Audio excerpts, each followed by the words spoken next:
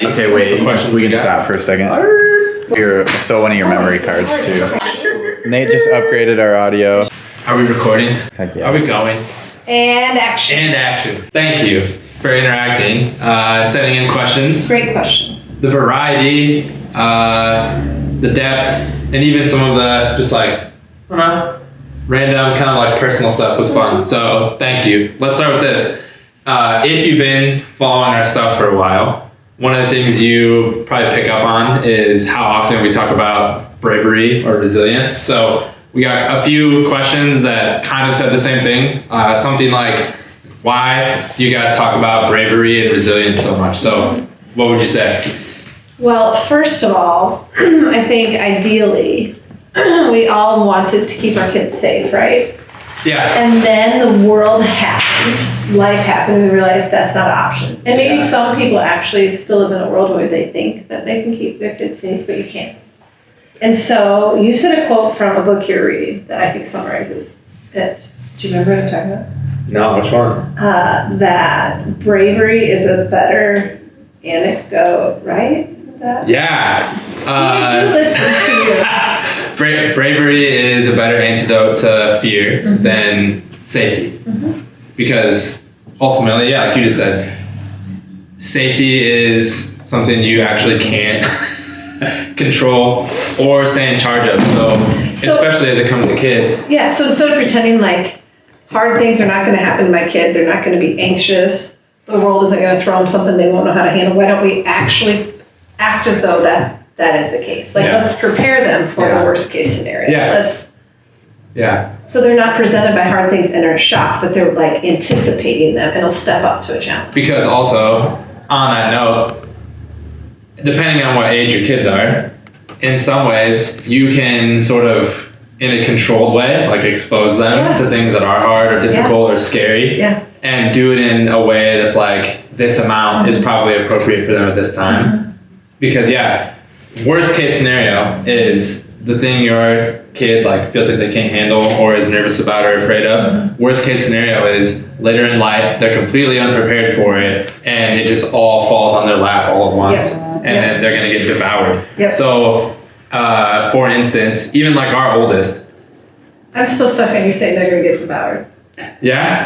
Sure, I'm terrified. Yeah, our oldest, when she gets nervous about something, for a long time, we would just avoid putting her in those nervous environments because we had to pay for it later. Like, bedtime was harder. Going to school the next day was harder. Like, everything got harder for us if we exposed her to things that scared her. So we spent a lot of years trying to keep her away from the stuff that was scary to her. And only in the last, year did we realize this isn't going to work. It's not working now. We're just paying for it in a different way. So instead, we switched our mentality to let's help her be brave and resilient even when she does get scared. So we've been, for instance, like movies or whatever that she would have in the past been like, nightmares for a week and anxious all the time. We're exposing her to those now and then encouraging her and reminding her of like past instances where she was brave, teaching her about resilience, showing her she's okay. And it's kind of nice too, because in movies, like, let's be honest, like the good guys always turn out on top. So it's like, even in the moment where it's really scary in the movie, just hold on, keep watching, because what you're going to find out is like, it goes well. I love what you said about encouraging. So you're encouraging progress that she's making, right? Like, last time this would have totally thrown you into a tailspin, and this time I saw this. And then you're also encouraging that she seems to feel proud about it. So kind of increasing that internal, I'm doing it, locus of evaluation instead of her needing praise. Well, because, if you're one of the people who follows us and is in some sort of counseling therapy background, like, what does Adlerian theory say about bravery and resilience in kids? It's absolutely a necessity, because Adlerians actually believe that your perception of what happens and what you make of what happens to you is a far bigger deal than what actually happens. So the trauma that I went through is not really as important as how I view the trauma. And so if I write a story of, wow, that was a hard thing that I overcame and I gained these skills and that's more important than the thing.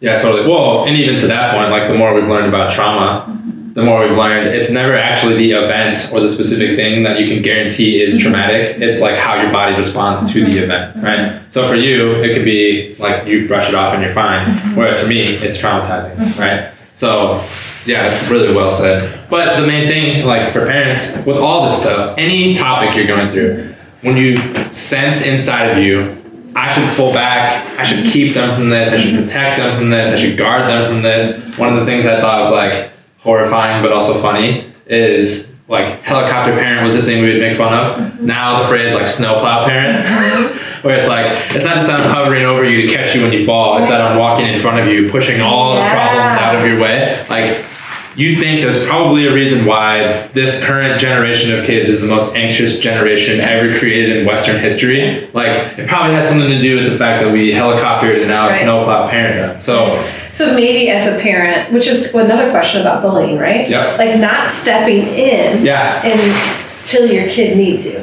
Totally. Right? Which is hard, especially as a mom. Because when you hear that someone, so there was a question about bullying, right? Wasn't there? Yeah.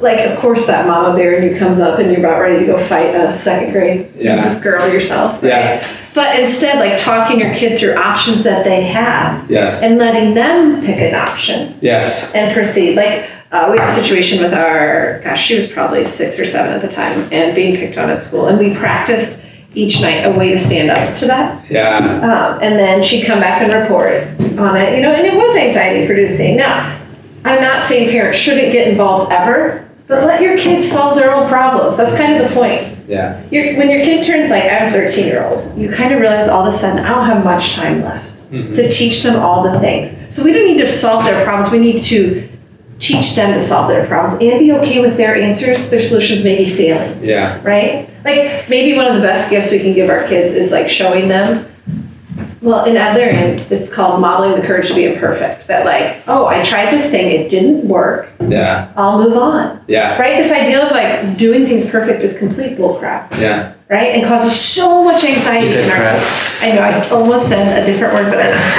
crap, and I stopped myself. Impressive. Thanks. Self-control. If you weren't here, she would have said something very different. Not true. Totally true. Back to what I was saying. Okay, yeah. Like encouraging your kids to solve their own problems and being okay when things don't work out and getting back to the drawing table and trying something else. And okay, if you're a parent and that feels like troublesome for you, think about for you why it's troublesome. Because you probably grew up in a world where it was like performance-based all the time. You had to do things perfect. And that means you either, when you're afraid of failing, you do one of two things. You either try and do everything perfect so you don't experience failure, or sabotage? Or you sabotage so that you never actually have to face the idea that you tried hard enough to the point where you can say like, well, I didn't actually fail. I just like didn't actually give it my all. Was that what you were going to say? Yeah, absolutely. Yes. Yeah, because those are the two options. Yeah. So think about you. As a parent, you are afraid of letting your kid experience failure because you are also afraid of experiencing failure. Yeah. So it all kind of like spirals down into this like deep dark hole of like, are we okay with letting our kids learn how to be like stable, resilient adults? Because if we are, it's going to require us to stay stable and resilient even when our kids are going through something we wish we could rescue them from. Well, and I don't know if this ever happens to you, but like acknowledging to your kid when you weren't stable and resilient. Yeah, so like hypothetically speaking, if a mom lost her purse yesterday, I almost said lasterday because that's what my kid always says, lasterday. And then, okay, so yesterday I lost my purse. And then I was a complete witch to my family the 3 hours I was looking for it. Yeah. But then to circle back and be like, guys, that was not right. Yeah. Like what I just did was not right. I mean, we have to be brave enough to tell our kids when we screw up because we want them to do the same thing. Yeah. Right? To own their mistakes, to not be afraid to mess up. But gosh darn it, they can't do that if we don't show them that it's okay to make mistakes. Totally, right. And we'll have to do more of these because we're not getting to most of the questions. We got a few more minutes here. There's a lot of questions about like anxious kids in school. Some of them, it seemed like it was like you must have teenagers and like they're so anxious that they're opting out. Or some of you have like younger kids and you're dragging them, kicking and screaming to school. And it's really hard. So what do we say to parents, regardless of their kids' age, about anxiety in getting their kids into school? Yeah, so first of all, there's probably 1,000 different ways to do it, right? Yeah. And you got to know your kid, but the way to not do it is just not go. The more you give in, the more problem you're going to have. So if you can't come up with a way to problem solve it, ask other people, right? Like get the principal on board. Is a teacher willing to come out? Like you don't have to do this alone, Yep. right? If it's too hard for you to take a kicking, crying second grader, can your partner do it? Yep. Do you have one of your parents, a friend? Like you can. I love one time you said borrow courage. You can actually physically borrow the body of courage and bring it to help you out in that situation. But you've got to change the snowball effect. Yeah. You have to decide to do something to put it into place. And then don't be afraid to circle back and talk about it at night. Like you were this, right? Once you got in, how was that? Like you did the thing you were so scared to do. I'm so proud of you. You seem proud of yourself. Yeah. Yeah. Right? Yep. Absolutely. So yeah, praise your kid, but then more importantly, like encourage them to be proud of themselves. Yeah. Yeah. Brilliant. Okay. Awesome. Guys, thanks for the questions. We'll do this again Soon. Appreciate you. Soon. I like you too.